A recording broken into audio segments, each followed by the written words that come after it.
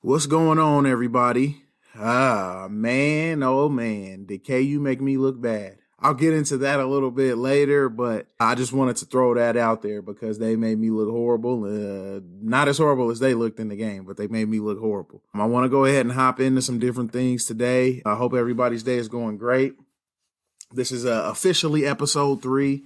I'll have some other short stuff coming. I'm sure you guys saw that episode 2.5, which was just like a halfway episode. It covered my local teams. Well, actually just the KU preview that time, but I think I'm going to do a 3.5 that covers my local teams because I don't want this thing to get too long when talking about some of the stuff I want to talk about today. So I don't want it to get too long. And then I also think that might be a good format for those people that don't want to listen to the local stuff instead of just hopping out and not finishing it. I might just finish that and then give an extra one for those people that do want to listen to the KC stuff or the Kansas stuff. I'll kind of play around with the format. I'll play around with how I want to do some of this. So you guys will just see that. This is a brand new podcast. So there'll be some experimentation. There'll be some things that I do differently that I change over the time as I'm doing this. But I just wanted to give you guys a look into that. I am feeling a little bit better, not fully 100%. But I'm glad you guys bear with me on that short episode. I wanted to do that preview for people who may have wanted to listen to that or who may go back and listen to that after the game, and it'll make me look like a complete idiot, but I still wanted to put it out there anyway. I wanted to do that. Hopefully the energy's a little bit up in this one. Hopefully I sound a little better and the product's a little bit better, but I'll just keep plowing through all of this and continuing to try to get better as we go forward. Instagram page is up. SA Sports 913. I do have the Instagram page now. You can also find it under Something About Sports Podcast. That's the name of the page. The YouTube page is still up. I'm now on Apple Podcasts as well as Spotify, Google Podcasts, still waiting on Amazon and a couple others. But Apple Podcasts is live now. So people can listen there as well. We're just continuing to grow, continuing to expand where we are, continuing to just grow the podcast. And I know it's only been a few episodes, but I'm excited about the growth. I'm excited about the feedback I've been getting. You guys keep bringing that. I'll start posting some little previews, some little promos on the Instagram page. So make sure you guys go follow my Instagram. Make sure you go like the stuff. Make sure you go leave some feedback on the page as well, or out on the YouTube or at the email address, sasports913@gmail. So I want to hear the feedback. I want to hear what you guys have to say. I think that's going to help me grow a lot. The people that are listening to this definitely provide feedback, and I'll take that stuff into consideration. Or even if there are specific questions that you guys want answered or things like that, make sure you send them over so we can maybe address them on the podcast. So today I want to talk about a couple of NBA topics. I want to talk about NFL free agency, who I think's winners and losers of the whole thing. And then I'll conclude today's podcast. It'll probably be a little bit shorter. And then I'll do another podcast that I'll post up probably later on sometime tonight. And then that'll just talk about KU, put a bow on that KUSC game, put a bow on KU's season, and then also looking at the Chiefs. So I'll talk about the Chiefs a little bit in the NFL section, since the Chiefs are one of the main teams in the NFL right now that people are talking about. So it's hard for me to separate that sometimes because I know a lot of local people want to hear that Chiefs analysis, but the Chiefs are actually a big player in the NFL landscape as a whole. So I'll make sure I talk about the Chiefs on the general podcast because they do have a big footprint right now in the league. And then also I'll deep dive into that stuff and some more kind of fanatic type things on the local podcast that I do. So I'll do both. I'll touch on them in both and then just keep going from there. One other thing I'll probably do is I'll look at the NCAA tournament and the Sweet 16 and the brackets and what I think about it, react to some crazy things that happened in the round of 32, and then just look at some of the teams that are there who I think still has a shot. I know we all think Gonzaga's still going to win. I don't really have to pick another winner, but I can see who I think maybe has a chance to make some noise left. I know I thought Illinois was probably the best challenger to Gonzaga, and they're home now. That'll change the landscape of the NCAA tournament a lot. So we'll look at that as well. That was one thing that I didn't mention going over what we'll look at. First thing I want to look at is some NBA stuff. The first order of business, this one's a little bit shorter, but I still want to touch on it. Lamelo Ball suffered a wrist injury. He had surgery. And they're saying he'll be reevaluated in about a month. I was devastated when I heard that because he's really been balling out this year. I think he's proven that he was deserving of the number one pick, which I was one of those people on that train. I thought he was deserving of the number one pick. You could just watch his growth from when he played with his brothers in high school and then when he got taken out. And you can just see the talent there, the growth of his actual physical body, but the growth of his actual game as well. They all have really good basketball instincts. You can tell they've played basketball for a long time. They're really good passers. But I think a lot of people question LaMelo Ball's shooting ability as well as his scoring ability and sometimes even his athleticism. But I think people just forgot that he's been pretty much in the spotlight since he was a kid. It was hard for people to look past that. And then also with his dad being LeVar, with Lonzo not being as good as some people thought he may be, I think people projected that onto LaMelo. But I feel like for me, basketball is not my favorite sport and it's not the sport that I played the most growing up, but I've watched enough basketball to know that kid was going to be really good in the NBA when I watched him play. When I watched his highlights from over in Australia, you could just see the growth of his body and the way that he plays the game. I felt like it was hard to not see him being at least a really good player in the NBA and a potentially great player. And I think now he's looking to be on a superstar track. He looks like he's really good. He's settling in well. He looks like he'll be able to make an impact in a lot of different ways. Of course, defensively, his defensive skills will have to improve, but he has the physical tools and he's trying. You can't ask for more than that. I think he's in a good place in Charlotte under Michael Jordan. I think they'll get him right there. I really like the game that he plays, and I really like the way that he goes about playing. He has a joy about him that not a lot of players have. I think sometimes people take it seriously, and you can tell he loves the game, but he plays it with a joy as well, and I think it's contagious with his teammates and around the league. So I really have enjoyed watching his growth. I hate that he got hurt, but I wanted to go ahead and put that out there. He would have been my overwhelming pick for Rookie of the Year. Anthony Edwards probably will end up getting it and semi-justifying him being the number one pick, but we all know LaMelo Ball probably should have been the top pick in this draft. I mean, he's shown that fairly early in his rookie year. And that's not to say Anthony Edwards isn't having a good year because he actually is playing really good. I just feel like LaMelo Ball was doing a lot of different things. Coming off the bench in that situation behind those guards, handled that really well. He's already triple-doubling and getting close to triple-doubling just about every game. And his feel for the game is unmatched among the rookies this year. I just wanted to put that out there and let people know how I felt about him and how I felt about this rookie class. The second thing in the NBA that I wanted to talk about for this podcast is the whole Draymond Green situation and him saying that he believes he's the best NBA defender of all time. I guess I can say, first of all, I want to say that I probably don't agree with him, but I don't think he's as far off as some people are trying to make it seem. I think a lot of people tend to think about the older NBA days and the glory days, air quotes, of the NBA, and they might overrate them a little bit. But if you really think about the players that are playing in the NBA right now, it's an offensive league and a lot of guys are really good. And Draymond Green has been consistently one of the best defensive players in the NBA for however long that run has been in Golden State now. And honestly, before that, I remember watching Draymond Green go to the Final Four at Michigan State his senior year on that team that wasn't really supposed to be all that great. I remember him dominating on that team and being a really good player. And then when the Warriors got him, I thought it was a steal. And then he didn't play. If anybody else remembers this, I think we're the true fans or maybe the stands of sports, but he really didn't play a lot his first year, or maybe it was his first couple of years. And I'm going to have this timing off, of course, because I don't know everything. I'm not an encyclopedia, but I do remember this moment, and it was like his welcome to the NBA moment. And I believe it was either his rookie year or his second year in the league. He didn't really get a lot of playing time, but David Lee got hurt in the playoffs, and he was asked to play in the playoff series, I believe, against the Blake Griffin and Chris Paul, DeAndre Jordan Clippers.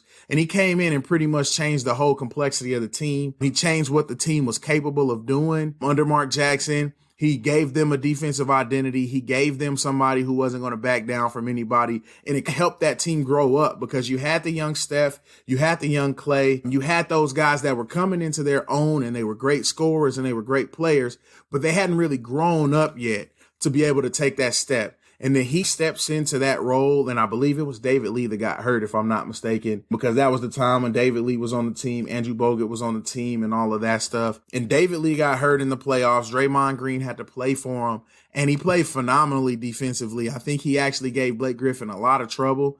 I don't know if the Warriors ended up winning that series or not. I can't remember that much of it, but I do remember that being the first moment where I'm like, this guy's here now. And I don't think he ever relinquished his spot in the rotation after that. I think he pretty much just carried that momentum into being the Draymond Green that we now know today. And that just speaks to who he is. He gets out on the court and he changes everything for everybody else. He's not going to jump out on the stat sheets. He's not going to be that overwhelming guy that everybody's just considering as an all-star and everybody's just considering as an MVP candidate. He's not going to go down in history as one of the best scorers or even one of the best overall players. But as a defender, I probably would have him in my top 10 all time. I haven't really sat down and thought about that. Like, I know some of the guys on that list for me, Hakeem Olajuwon, Scottie Pippen, guys that probably Gary Payton. I really enjoy watching Gary Payton play defense and just like his trash talk. Dikembe Mutombo, of course. Ben Wallace is one that I remember from my time. Kevin Garnett a little bit in that same era. You had a lot of guys in that same era as well. You don't want to forget about MJ. Mike was a great defender. I think that gets lost in everything else that he brought to the game and everything else that everybody remembers him for. But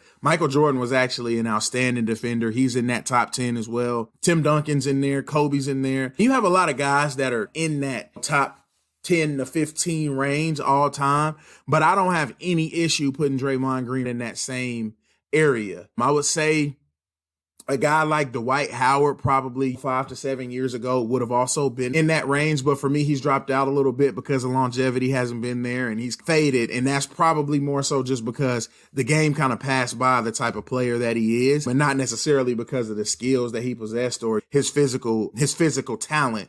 Because Dwight Howard was a specimen. He carried a team to the finals that had no business being there. And I think a lot of people forgot that. But of my era, the Kobe era, a lot of people say that era wasn't really owned by anybody, but the Kobe era was like that era in between Jordan and bridging that gap to the LeBron era, which we're in right now. During that Kobe era, Dwight Howard was one of not only the best defenders, but one of the best players. But being probably the best defender really propelled him into that player conversation. So Dwight Howard, I say, is in that conversation. I put Kawhi Leonard in there as well. I think he's a really great defender. Also, I'm not as overwhelmed by what he does as other guys. I think he's a really good on-ball defender. I think Draymond Green, his defensive IQ is just off the charts. Not only just knowing where he should be and what he should be doing defensively, but also his teammates and coaching guys up and making sure his team's defense is solid. So I think that's something else people forget. Tony Allen's a guy I'm forgetting. He's also one of those guys from my era that I've watched a lot. I think a very underrated defender right now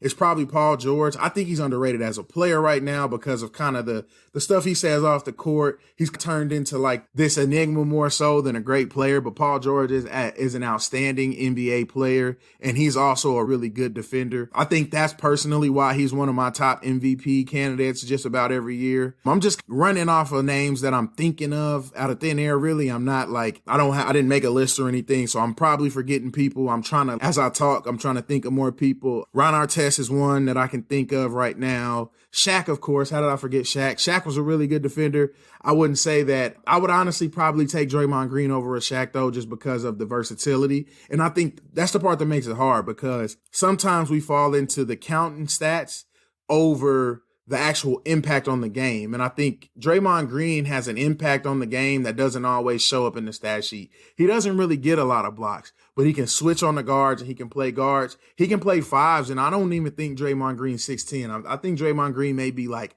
6'7", 6'8", and he can play a center and a point guard in the same possession, and neither one of them score, and he completely shut down that entire possession. And I think that's something that we forget about because we get into counting stats and we get into thinking about Hakeem and all of his blocks. And that's not to take anything away from Hakeem Olajuwon. I think he's probably one of the top 5 defensive players of all time just because of his defensive instincts and also his fluidity as well in the way that he could play. So Hakeem Olajuwon probably is not a good example. Maybe Shaquille O'Neal's a better example of that. And at any time I'm saying one of these names, these are all-time great players. So it's going to sound like I'm being disrespectful, or it's going to sound like I'm discounting what they did. And that's not the case at all. But you think about a guy like Shaquille O'Neal, he didn't have a whole lot of versatility. He was a really big guy. He knew how to physically impose himself on a basketball game. And he did get a decent amount of blocks because of how big he was and how he could physically impose himself. But that didn't really make him an overall great defender. I feel like there were things that Draymond Green could do that Shaq probably could never do. And I think that's the difference probably in why I would put Draymond Green over a guy like a Shaquille O'Neal. Kevin Garnett's another one of those guys. I think Kevin Garnett was a great post defender. I think he had a great defensive IQ, but the versatility to guard guards wasn't there as much as you have with like a Draymond Green. And I think that's probably why Kawhi is so good as well, because Kawhi's strong enough to guard bigs. It's not that he does it, but he's strong enough to do it if he has to in those situations. I think it's a valid conversation to have. I don't think that is crazy. I think people are looking at this and hearing Draymond Green say that he's the best defender of all time. He has that confidence in himself, and that's great. I don't take anything away from him or what he's accomplished in the NBA. I probably wouldn't say he was the best, but I don't think that it's super crazy and out of the realm of possibility to think that for him. I don't think that he's that far off of being one of the best defenders of all time. That is crazy of him to say. And I think that's where the vibe that I'm getting from a lot of people is that people automatically discredit him. Oh yeah, he's not even in the conversation, so he shouldn't be able to say that. And I disagree. I think Draymond Green is one of the best defenders that the NBA has seen over the last decade or so. And I think he's going to end up being one of the best defenders of all time. He probably should have more than one defensive player of the year because I think he only got one. He probably should have more than one, but the counting stats, going back to that, the counting stats really affect that a lot because you get a guy like Rudy Gobert. He doesn't have any versatility defensively, but he guards the paint like nobody else. And the effect that he has on the game defensively is massive, but he can't do anything else. And I think that's the part that for me, it's hard for me to pick a guy like Rudy Gobert over a guy like a Draymond Green as a better defender. But Rudy Gobert gets the counting stats. He has those things that you can quantify. And that's why he ends up being put in that conversation. He ends up winning those awards and different things like that. I would just say that if we really sat down and made a list, I didn't really list any of those people I just spoke about. I just talked about them from my thoughts, and that's how I do the podcast in general. I want this to be my raw thoughts. I want this to be just me talking in a stream of consciousness more so than a formatted thing and reading off of lists and different things like that. But I think if we were to sit down and we made a list of the top 20 NBA defenders, I think it would be really hard to find probably even 10 guys that we could definitively say are better than Draymond Green all time defensively and what all he can bring to the table and the impact that he had on that Warriors dynasty. I think that's another thing that gets lost in that is that a lot of these guys that we talk about, they were never part of anything close to what Draymond Green was part of in Golden State. And that also is a credit to him because if he doesn't step in that Clippers series and show them that they can win games like that and they can compete with teams like that, the Warriors never get to where they are now and have that era of time where it was pretty much a foregone conclusion that they were going to be in the finals and they were probably going to win it. That doesn't happen if it's not for Draymond Green giving that team a defensive identity. And of course, Klay Thompson is a great defender in his own right. I'm not taking anything away from him. Steph Curry is he gets a lot of steals. He's a great anticipator of passes. He plays passing lanes. He does things great defensively in his own right. When they had KD stepped up his game defensively as well. They've had Andre Iguodala. So I'm not saying that Draymond Green was the only good defender on that team. I'm just saying that he is the one who established that defensive identity and he gave them that edge that they needed to compete in the playoffs because the talent can be there, but the edge isn't always there. And I think an example of that kind of just going in that same time period is if you think about the Kevin Durant, Russell Westbrook, Serge Ibaka, Thunder teams, those teams had talent galore. The only one out of those teams now that's not a champion is Russell Westbrook. Kevin Durant went on to win a championship. Serge Ibaka went on to win a championship. James Harden probably wins a championship over the next year or two with Brooklyn, but they didn't have that edge. They didn't have that identity, and they just would come out and get bullied sometimes in the playoffs. They out-talented San Antonio. Nobody else probably could. And, of course, that was in the twilight of their run. But even still, that San Antonio team was good until they called it quits. And they out-talented them. Not a lot of people could. But then you have a Dwayne Wade grizzled-led team where the Heat just out-edged them. They out-experienced them. And that's something that Draymond Green brought to the table that I don't think a lot of people give enough credit for. Because a lot of times the three-pointers don't always fall for Steph. They have to figure out other ways to score. But that defensive identity allowed them to be as great as they were. And I don't think you win in the NBA without playing defense. Another team that kind of applies to will be that Celtics Big Three team when that first year when they got Kevin Garnett and Ray Allen added to the team that already had Paul Pierce. All three of those guys were competent defenders. Kevin Garnett's one of the best defenders of all time in his own. You add him to that team with a guy like John Rondo, who's a great defender, with a guy like Avery Bradley, who's one of the best on-ball defenders that I remember seeing in a flash. He didn't have a long, sustained period of time where he was considered that, but he was, at that time, one of the best on-ball defenders in the NBA, and I think he still can be a pest in his own. So I do think that added another element as well. So you get those situations where, that one guy gives them that edge. Kevin Garnett gave that Celtics team that edge. Russell Westbrook was supposed to be that guy, but I think his leadership style and the way that other people responded to him, honestly, probably just the way that KD responded to him wasn't all that great. KD and Russell Westbrook probably butt heads more than people think. And I think it showed when Draymond Green and KD butt heads a little bit, but that team was just entirely too talented to lose. And that was the difference between the Thunder team and the Warriors team. Is that team was too talented, one, and then they already were champions at that point. The rest of those guys knew how to win at that level already. They had already accomplished that.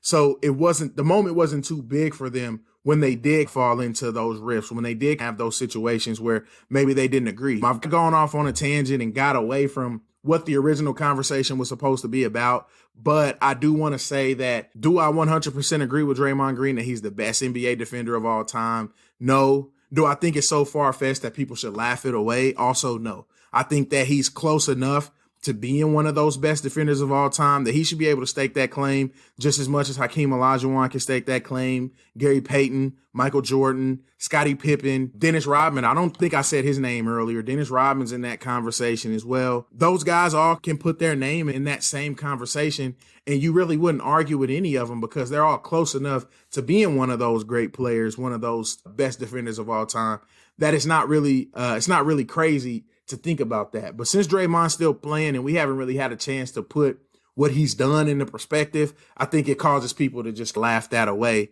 and take away what he actually has done, which I think is be one of the best defenders in the NBA and probably the best defender in the NBA for a decent chunk of time now. I do say shout out to Draymond Green. I do recognize what he does on the defensive end. I do think he's one of the best of all time. I have no issue with him feeling that way at all. I know some people disagree, but that's just my thoughts on it. I also like defensive basketball, and I recognize the great defenders of all time, and I think he's one of them. All right, so let's hop into some NFL stuff then. So free agency's in full swing. There's a lot going on in the NFL right now with free agency, with other moves potentially to be made. Teams are trying to shape their rosters, getting ready for the draft. So there's a lot going on. There's a lot of teams to talk about. So I do want to hit on a few of them that I think are winners and losers. A lot more winners, I would say, than losers, just because you don't know what everybody's going to do in the draft. You still have training camp cuts and post-June cuts and different things like that. There are still moves to be made. There are some teams where their outlook will change and the expectation, or I guess the reaction to what they've done this offseason will change as well. And then some of these teams will be low-key making great moves right now that we don't talk about. So I think this is a fun time of year for any NFL fan, especially a fan of a team that's in it, and that's a possible champion. And that's not something that the Chiefs have been for a lot of my life. So I actually am paying attention to this a lot more than I usually would be. A lot of times I just be happy about baseball being back. I'll probably be a lot more tuned into spring training and then, of course, the NCAA tournament. But now this year it's been a lot of fun following the NFL and really watching what the Chiefs, of course, are doing, but just what's going on around the league and the different strategies teams are taking, the different things that are happening around that. So I'm excited to get into talking about it. I got some different teams I want to talk about. Of course, first, I want to talk about the Buccaneers. I will say that they're a winner of this free agency cycle. They got everybody back on a championship team. Somehow, some way, they brought everybody back. That's pretty much the only moves that they've made. So they're taking that approach of let's just see what we can do again. I won't say running back. Bruce Arians said that's KCBS. I won't say running back, but I will say that's what they're doing. They're looking at trying to go back at it again with the same team. You bring everybody back and you see what happens. I'll say that's a win for them. That's a championship roster because they just proved that and emphatically in the Super Bowl at that. So I'll say that's a win for them, bringing everybody back. They had some guys that they really had to pay. Shaq Barrett, he made a lot of money. He could have made a lot of money out on the open market. They made sure they made the moves necessary to keep him. And I think the biggest one was Tom Brady doing an extension. I don't remember the whole details of everything that happened with that extension, but I know he extended his contract a couple of seasons. It probably freed up enough money to be able to re-sign Levante David, be able to re-sign Shaq Barrett, who was the prize of the class. You bring back Gronk. The only guy really that's not back, and it's looking like he probably won't be back at this point, is AB. Antonio Brown's probably moving on from there because I think he would have been part of this big wave of people coming back. And I know Sue was later on down the road, but so maybe Antonio Brown does make his way back on the roster, but maybe he doesn't. I guess my guess would be that he doesn't at this point. But hey, I give it out. I give my kudos to Tampa Bay. I think they did their thing with this, and I think they've set themselves up to come back as a confident team, to come back as a team that knows they can win a championship. And I think they set themselves up to have a really good season next year. I'll put them first since they are the champs. The second team I'll hop into, I'll say the Cowboys are a winner just because they did what they were supposed to do and brought back Dak and gave him the money. I do think he made a lot of money. He's probably going to hamstring them for a while. Just everybody says about the big Patrick Mahomes contract and different things like that. And Deshaun Watson as well.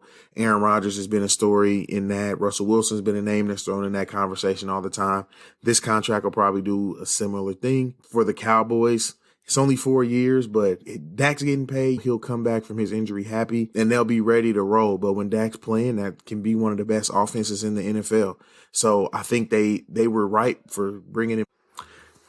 Franchise quarterbacks don't just grow on trees. So when you have one, especially when you drafted one at the value that they got Dak Prescott, you have to protect that investment because somebody else would have paid him. I think they were smart to bring him back. You set yourself back when you have a franchise quarterback and you don't keep him around. I know some people think not a borderline guy. I don't think Dak Prescott's a borderline franchise quarterback. I think Dak Prescott is a franchise quarterback. And if the Cowboys would have let him walk and he would have ended up somewhere else, I think he would have still been a great NFL player. So I think highly of Dak Prescott.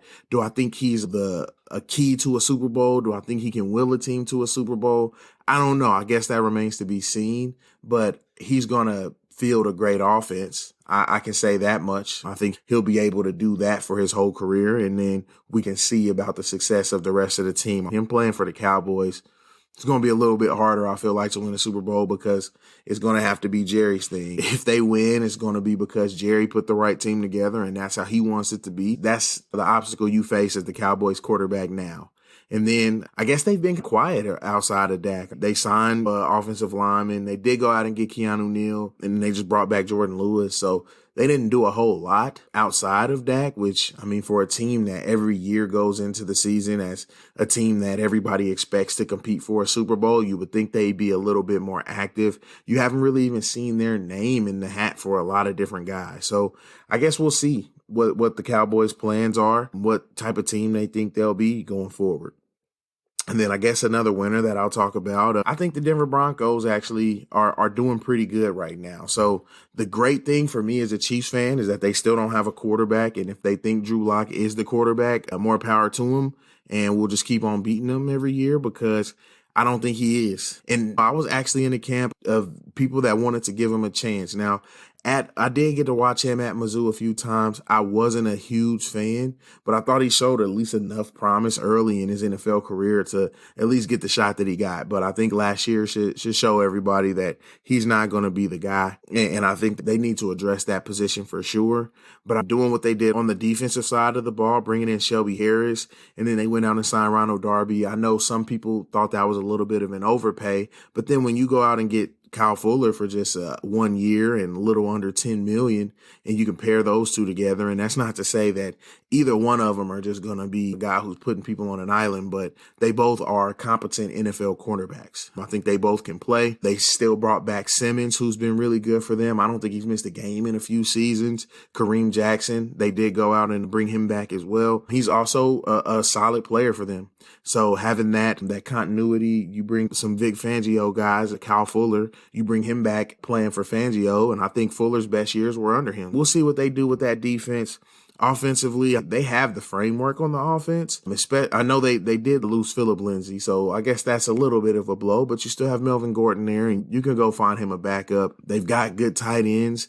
I really liked what I saw from Albert O before he got hurt, but Noah Fant, I think, is a stud. I think Noah Fant's a really good player. And then you have Jerry Jeudy. You have Cortland Sutton, who got hurt early in the season last year. He might have even gotten hurt before the season. I can't fully remember the timeline on Sutton, but you got him. He'll be coming back. You got Jerry Jeudy. Tim Patrick, he may or may not be back. I think he's a restricted free agent, if I'm not mistaken. So he may or may not be back. But they have the framework there offensively to do something. You address that quarterback position, and you could do some big things with that team. And that's not to say I want them to do that, because I want the Broncos to be as bad as possible, because the Chiefs are competing with them year in and year out. But I do think they've made some good moves. I'm not going to be a homer and say that they're automatically a loser because they're in the division. And then I guess staying in the division, I'll go ahead and give some kudos to the Chargers. The Chargers have done pretty much what you would expect the team to do when they think they found their quarterback. And I think they found their quarterback. They went out, they got some offensive linemen, and then they got a vet tight end to replace Hunter Henry. They went out and got Jared Cook as well. And he's a vet. He'll be able to teach some different things to Justin Herbert, and he'll be able to help the rest of those pass catchers. He'll be able to help that team with just at a maturity level and things like that. Plus Keenan Allen, of course, is Keenan Allen. Mike Williams, he had a somewhat of a breakout season last year. If he could stay on the field for 16 games, I think he'd also be one of the best receivers in the NFL. But they went out. The biggest story is going out and getting offensive linemen. They want to protect that investment. And Justin Herbert is looking like the real deal. At least to me, he looked like the real deal last season.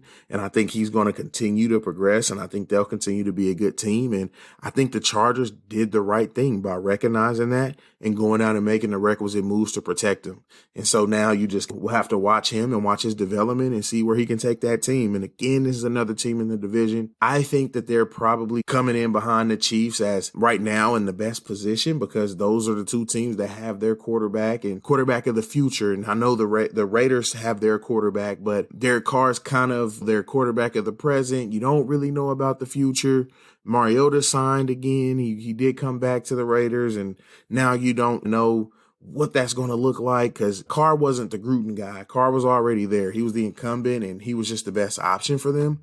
So you don't really know what's going to happen too much with the Raiders. And I guess going back to that, I really don't think they had a good offseason so far. They did some weird things, like going out and paying King and Drake $11 million guaranteed when you just invested a first round pick in Josh Jacobs. That's just a lot of money to put in the position. And then you're going to end up having to pay Josh Jacobs at some point as well if you want to keep him around, unless you just don't think Josh Jacobs can be that guy. I know he struggled with injuries. He's missed some games, but he seems like he at least wants to play through some of those injuries. You know, when he's nicked up, he still does want to play. I guess I don't really know what to make of that running back situation. I do like their John Brown sign, and I will give them that. I think that was a good pickup for them. He's a lower risk, high reward type of guy. He's proven that he can be a strong number 2 receiver. He even served as the number 1 receiver the year before last for Josh Allen, and he actually had a pretty decent season. I can't remember if he quite got 1,000 yards that year, but I think he did, or he was at least close. And then you have this whole situation with Trent Brown and Rodney Hudson, Richie Incognito. They just went out and pretty much gutted the whole O-line, which I thought was weird because that was on paper one of the strengths of their team. I know they didn't grade out that good, but I know there were some injuries, some different things happening across that line, but you at least had the talent in place. And especially for a guy like Trent Brown, just sending him right back to the Patriots for peanuts after you paid him so much money guaranteed. I think that's just a weird situation for them and for him and just that whole thing. And I know there were some questions about his motivation. There were some questions about his preparation in the offseason. I believe I remember stories about him coming into training camp like super overweight and out of shape and things like that. I know that those questions are there, but he's going back to the Patriots. They gave him away for nothing. It just seems like a weird situation with kind of gutting that offensive line. and signing running backs. I think that's a backwards thing. Usually if you have the talent on the offensive line, they can make a running back a little better. And so maybe they're just wanting to finesse their offense a little bit more, be more of a passing offense. We'll just have to see what they're going to do with that. But I just didn't really think that kind of gutting one of the more talented position groups on the team was a good move for a team that's really trying to build something and build an identity with a new coach. So we'll see what Gruden has up his sleeve, but I really do think that puts the Raiders on the losers list for me. They didn't really get better. I think they got worse by the moves that they made. And then I guess while we're on some losers, let me go ahead and talk about the Bears. First of all, they put the franchise tag on Allen Robinson. I think if they weren't going to work on a long-term deal, which all the reports were that they hadn't talked to Allen Robinson about a long-term deal at all for months leading up to the start of free agency. When that report came out, I think everybody just assumed he was gone at that point. I think everybody assumed that they weren't planning on keeping him. Everybody saw the writing on the wall, but they franchise tagged him pretty quick. And so I thought that was weird, especially with the attitude Allen Robinson had towards not having that guaranteed money coming in for the season. So I don't know if he'll argue too much about making $18 million guaranteed for 1 year, but I do know he wanted to be in a better situation and he wanted to be in a more stable financial situation. I don't think he'll be quite happy about that. And then especially with the quarterback situation, I know they had their names in the hat for a lot of different guys, and they sent crazy offers to people for Russell Wilson and other guys as well. They were out there trying, but I think to settle on Andy Dalton and paying him $10 million and guaranteeing him the starting job, I don't really think that warrants being a winner with all of the other stuff going on around the team and you having a guy like Allen Robinson and bringing him back. I think it's just a weird situation. I think they could have probably made some different types of moves. We'll see how it all plays out for the Bears. I have them as a borderline loser. I guess I wouldn't say that they just tanked away the offseason, but I think they could have done a little bit better, I would imagine. At least if you're going to bring in Andy Dalton, maybe don't pay him as much and bring in somebody else to challenge him or to at least have a competition or whatever. But they also could plan to do something in the draft, which I kind of preface this with. You just never know how a team's going to end up looking. Our idea of them after free agency could completely change once the draft rolls around and different things like that. This is just initial thoughts on the money people are giving away and all of that. So I guess another winner, let's hop back over to the winners. I would say the Patriots. A lot of people have them as losers. I think they're winners for doing what they did.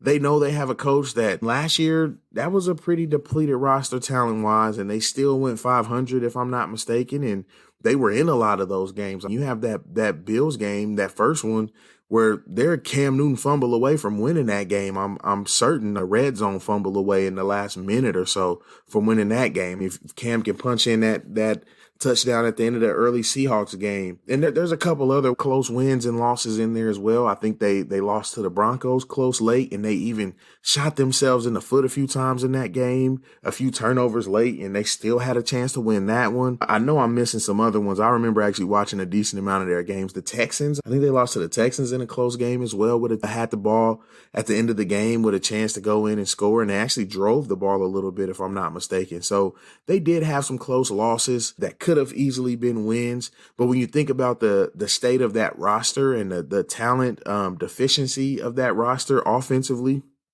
defensively, some of their best guys opted out last year as well. So you also had them dealing with that on the defensive end. Bill Belichick he maximized what he had out there.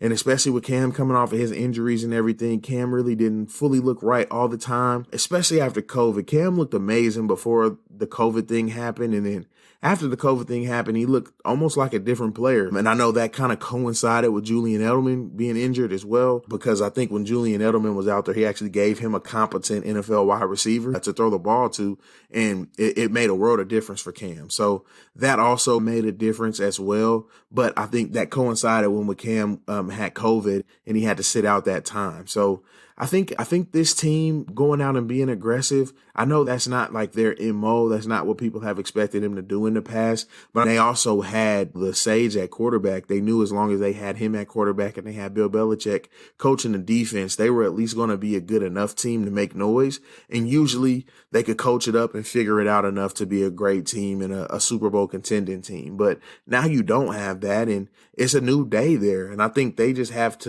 to learn to embrace that, and they they did embrace that this offseason. I was one of the biggest advocates for bringing Cam Newton back. I just talked about what I thought of him. I thought he looked really good before the whole COVID thing hit. They were winning. I know they faced the Dolphins early, who the Dolphins ended up actually being a really good team this year. And then the Seahawks as well. They played some actually good teams early in the season, and they won. They didn't win the Seahawks game, but they should have won the Seahawks game. And Cam played out of his mind in that game. So I think there's just some things about this roster that I like. I like that they brought back some guys. They got some continuity. They're going to be getting Hightower back off of the COVID list. I think they had a couple of other defensive players as well, but I know Hightower and Chung were the big ones. Chung retired. He's not coming back to the team anyway, but I thought it was a good idea to bring back Cam. I thought he looked good, and now he can get some continuity in the offense. If everybody remembers, he signed late in the offseason as well. I think he signed right before the start of training camp. He didn't really get a chance to get his feet under him. He's coming off a couple injuries, so he's got to knock the rust off, compete for the starting job, prove he's still an NFL quarterback, and then he gets thrown in there week 1 and he is the starter, and he's got to go out there and perform against NFL defenses. So I think now, having a year of having his legs under him, being completely healthy ever since that time, I think it's going to help him tremendously. And it's a low-risk, high-reward deal for them. And it can be a stopgap. They can find their solution at quarterback this year, and then also just evaluate Cam and see if he can be somebody for them going forward. But also, I think for Cam Newton, in his case, this is probably his last shot. I think he has to look competent in this to be able to secure another job in the NFL. And I think he's going to probably go down that path of being that stopgap type of quarterback where teams go out and grab him, a Fitzpatrick type, so much more talented than Fitzpatrick, a lot bigger pedigree than Fitzpatrick, but he's just the guy right now that people are talking about. He has the respect of everybody in the NFL, but he just has never really had a home to be that guy.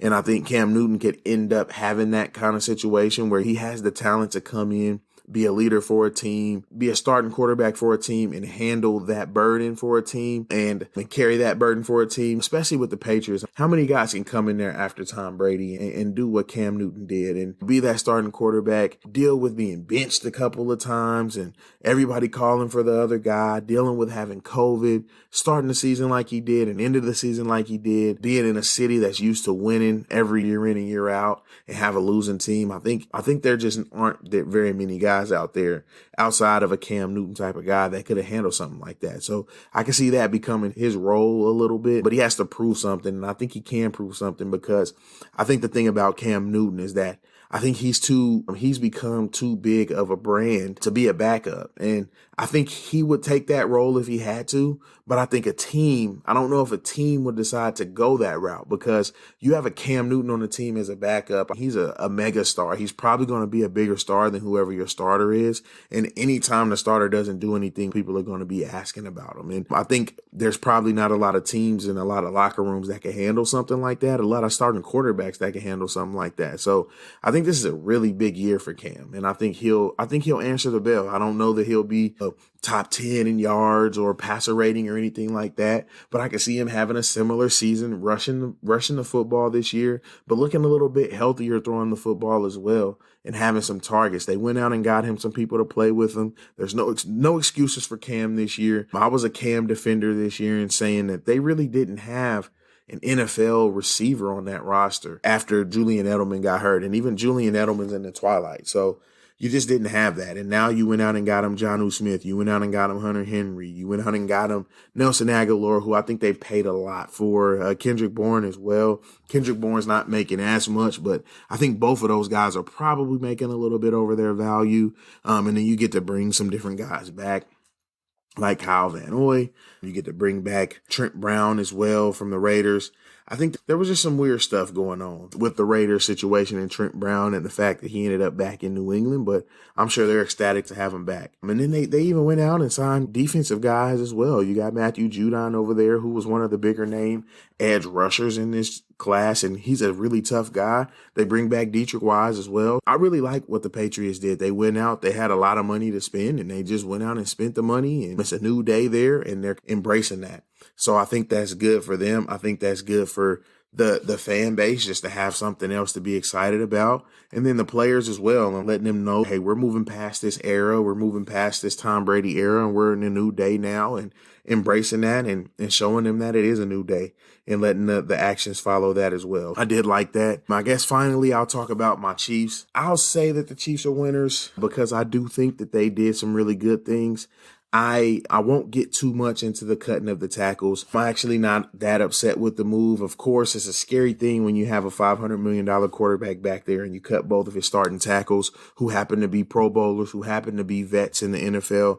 Both of them coming off of major injuries. Both of them set to make a lot of money and probably not going to be on the team in the next 2 years maximum. And so you either cut them now, save that cap space when you need it right now to improve that line, or you end up with them on the team and you end up figuring it out in a year or two anyway. I think I do agree with those moves. They hurt because both of those guys are fan favorites. They've been the anchors of the offensive line for a long time. And you also have a Patrick Mahomes in the backfield that you need to protect. So I think that they hit you hard when you hear about the moves, but I'm not opposed to them by any means. So that's kind of my spill on that. I will get into that a little bit more on that 3.5 episode. It'll come a little bit later than anticipated. Like I said, I am feeling better, but I still have been a little bit tired, been trying to get a little bit more sleep. So the episodes are going to come a little bit later than I would have originally liked, but we'll still get them to you. Also for the Chiefs, getting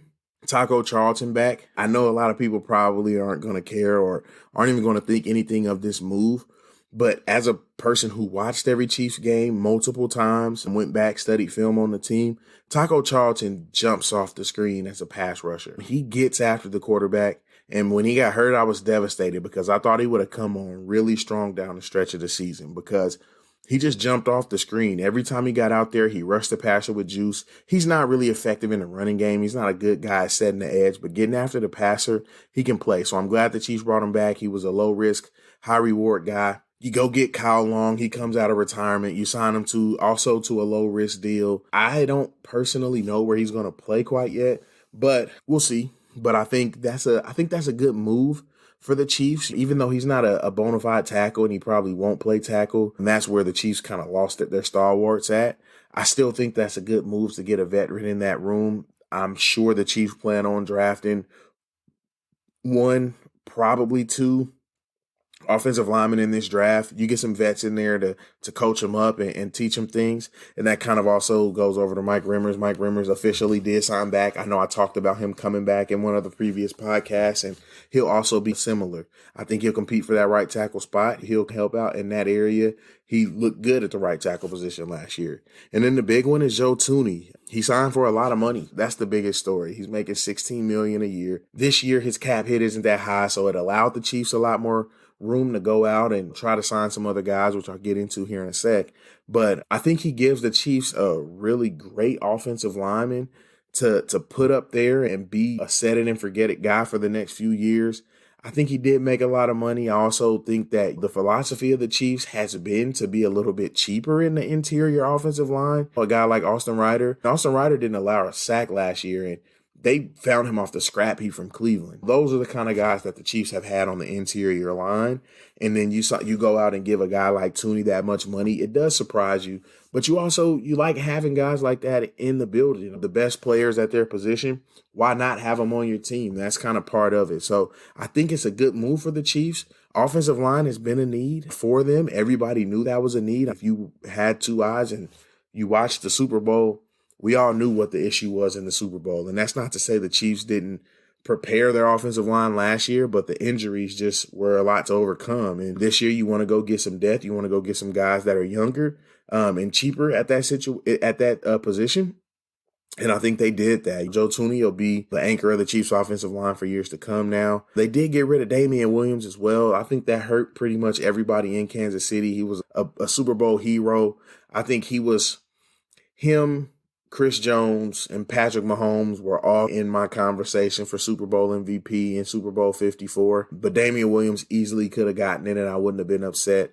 My vote also probably would have went to Patrick Mahomes just because of how the game went. But I also really enjoyed watching Chris Jones in that game. He was very disruptive and he had a good game. But just getting back to them getting rid of him, you free up a little bit of cap space. You went out and drafted a running back in the first round last year. So this was a move that you had to make happen, even though it did suck. He's coming off of the year being away for COVID, and then he kind of comes back to that news. So I know that sucks for him. It's the sucky part of the business of football, but that's what happens with that. So I think a lot of people will say that the Chiefs were losers because they didn't get a lot of guys. They didn't get Trent Williams. They didn't get Juju Smith-Schuster, Josh Reynolds, Kawhi Williams. The Chiefs' names have been in the hat for just about every big name free agent you can think of at the positions that they need. And guys are just going somewhere else. And the reasoning behind that, I'll talk about that a little bit more on the 3.5 as well for Chiefs fans who actually care. But the reasoning behind that could be so many different things. But I think the Chiefs are winners for at least being in those conversations, especially when you start as one of the most cap-strapped teams in the NFL and being able to move money around and even be in a conversation to already have Joe Tooney signed to that deal he signed, and then also be right there in the end for Trent Williams, or be one of the final people for Juju Smith-Schuster and other guys like that. Josh Reynolds, I think, is a very low-key sign, and I think the Titans got a really good player in him as a number 2 receiver. I would have really liked to see him come to the Chiefs as well. But their names were in the hat for these guys. They were going after him hard. They created the money to get there as well. I think that's why I would consider them winners, and I'll put the Bears as losers as well.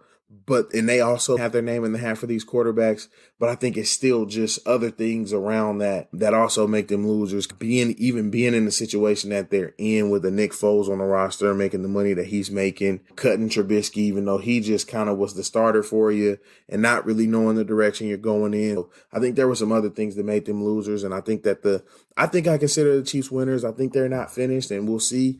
I'll talk a lot more about that for my local folks. I'll talk a lot more about that on that episode 3.5, and we'll get into some other Chiefs stuff as well.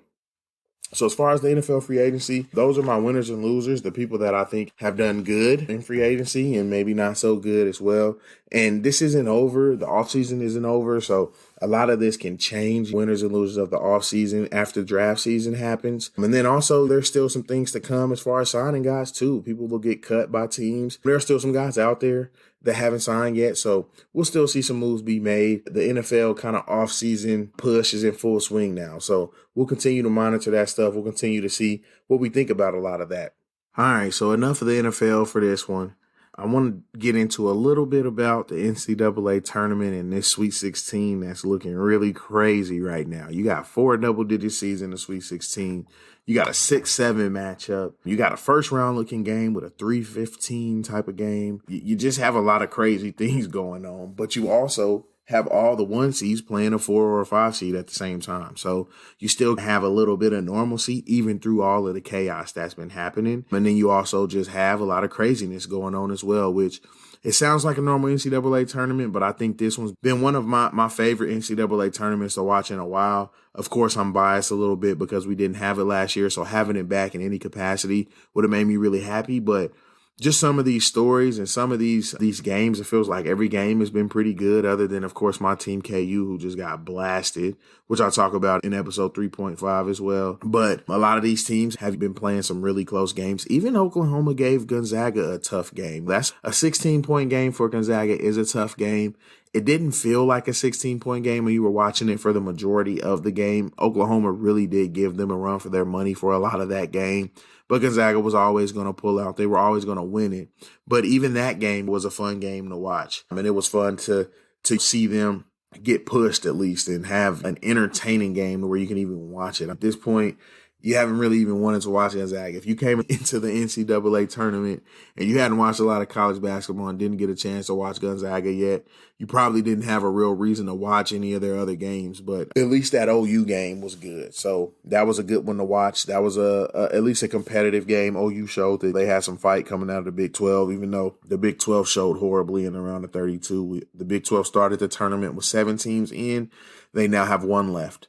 The Big 10, did the Big 10 start the tournament with 9 teams in? I think they started the tournament with 9 teams in, and they only have one team left. Both of those conferences were the two toughest conferences in the regular season. Every week there was a top 5 matchup, top 10 matchup, at least one. So for both of those conferences to come out and lay eggs in the NCAA tournament, it's upsetting because you want those teams to be able to validate their season, those leagues to be able to validate their season.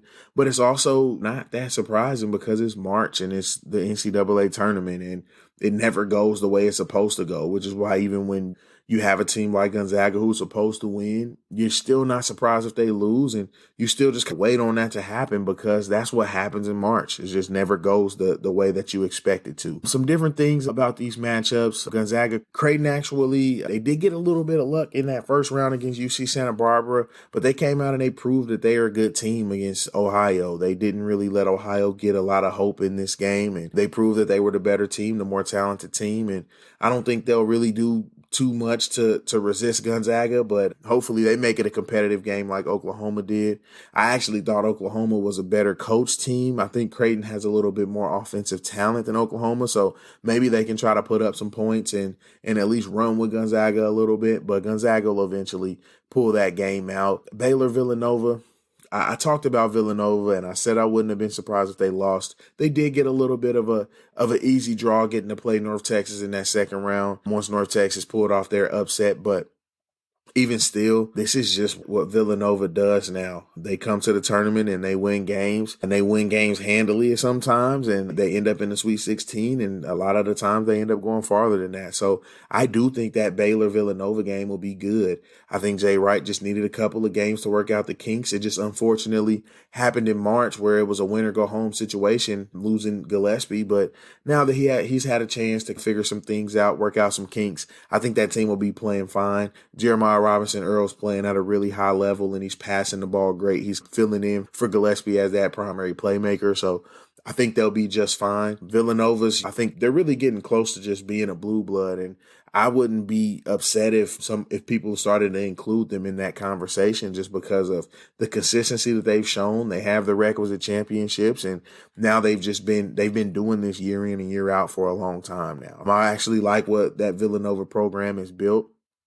And it's cool to see them kind of making their run through the tournament in a year where nobody else is making their run through the tournament. Then you also move on, and teams like Arkansas and Oral Roberts, who would have anticipated that matchup in the Sweet 16? I honestly didn't think Arkansas would end up being here. I thought Texas Tech would beat them, but that showed what do I know in March and what do I know about a lot of this stuff in college basketball. It's what is being proven to see after you listen to my previews and you listen to who I thought would be moving out of some of these. But Arkansas has some talent on that team. They do have a player who stepped up big time. That's one of the stories of pretty much just about every team in March that makes that run. They get those players that start to step up. And Arkansas has just been Justin Smith. He's been playing out of his mind recently. In the tournament, I think he's averaging like almost 30 points a game since maybe the semifinals or something like that of the SEC tournament. Or I can't remember exactly how many games it goes back, but he's been averaging a big chunk of points for a few games now. And then facing that Oral Roberts team with those two dudes, Max Asmus and Kevin O'Banner, those two guys can go off for 35 apiece in a game and make a game tough on you. And that's just what they have done in the first two rounds, that they just overwhelmed the other team with taking turns putting up buckets. So it'll be fun to watch this Arkansas Oral Roberts team. Arkansas actually didn't have a highly rated defense. They do have a highly rated defender on their team. I can't remember his name. Is it Jalen? It's Jalen something. Let me figure out what his last name is, because I think he was a transfer there, and I didn't know too much about him before he came. Jalen Tate.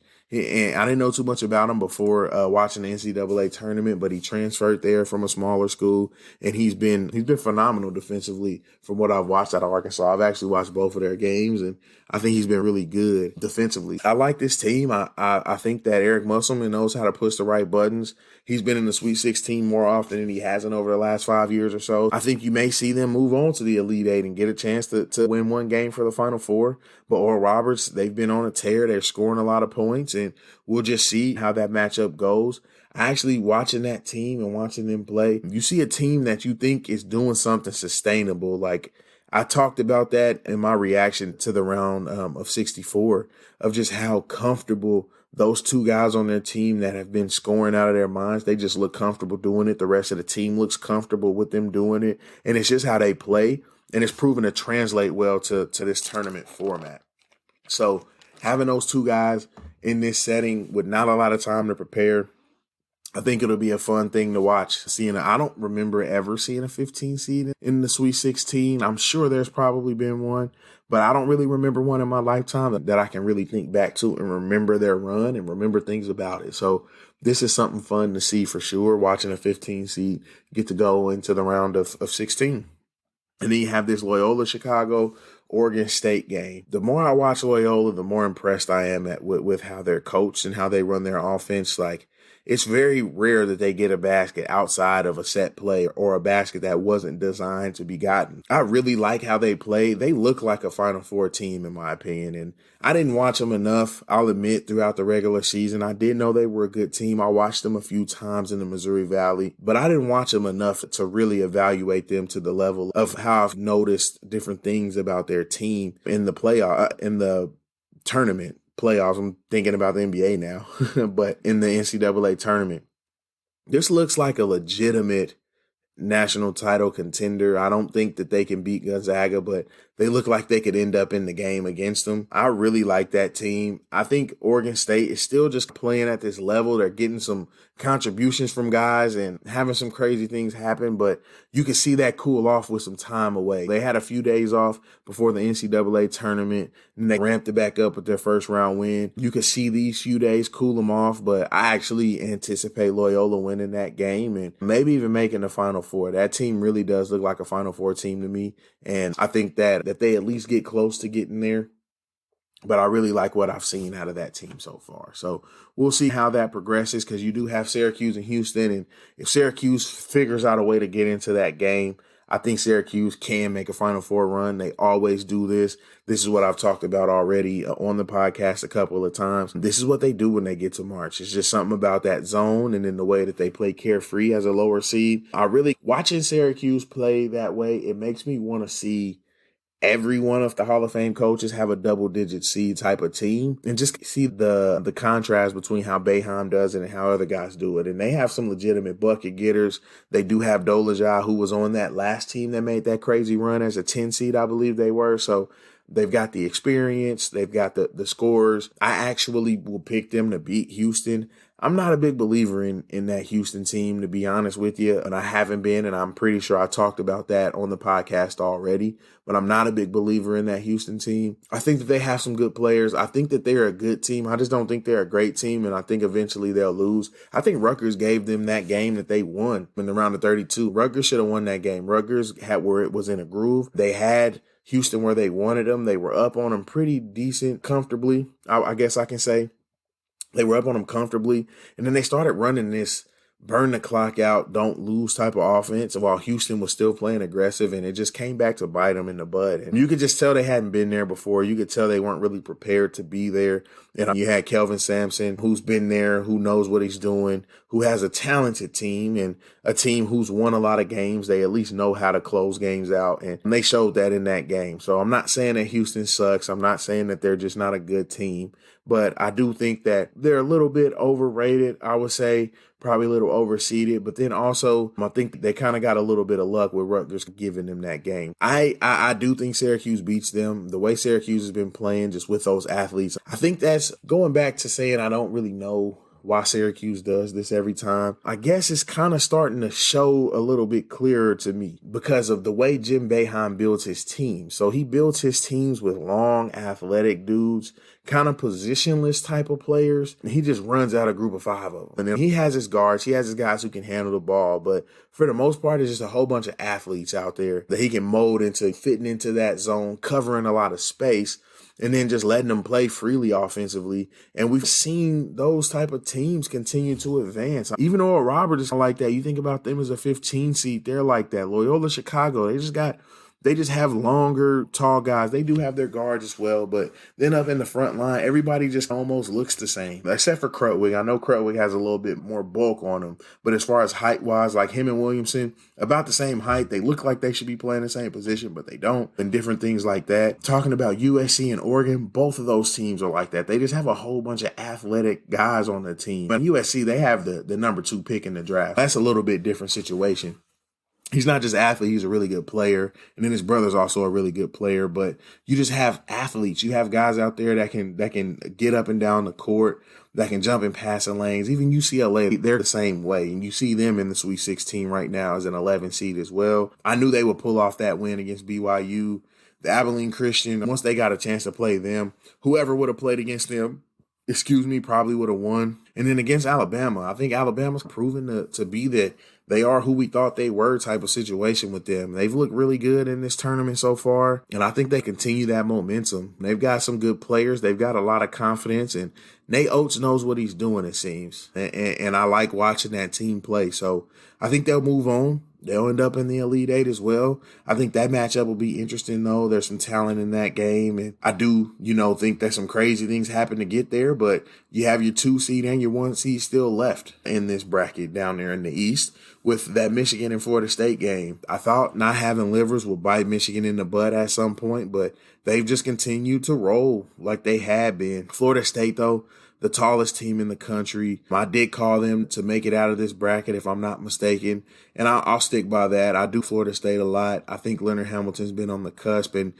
what other year than this year? I think they've been a little bit more under the radar this year. They've been a little bit more inconsistent as a team, but Hamilton knows how to coach. The team knows how to play, and they continue to win in the NCAA tournament every year. I think that'll be a good game for sure. I think Juwan Howard's a great coach as well. He'll get a chance to show his coaching prowess against one of the well-respected guys in the sport. But I don't think he have any issue bowing out to Leonard Hamilton, who's earned his right to be here. He's paved the way for a lot of different guys, gave a lot of different other coaches opportunities. I really am. I'm ready to see him in a Final Four and get his shot to get his flowers. I don't think he gets enough credit for how good of a coach he is. And then the Pac-12 special, we got a 6-7 matchup, USC and Oregon.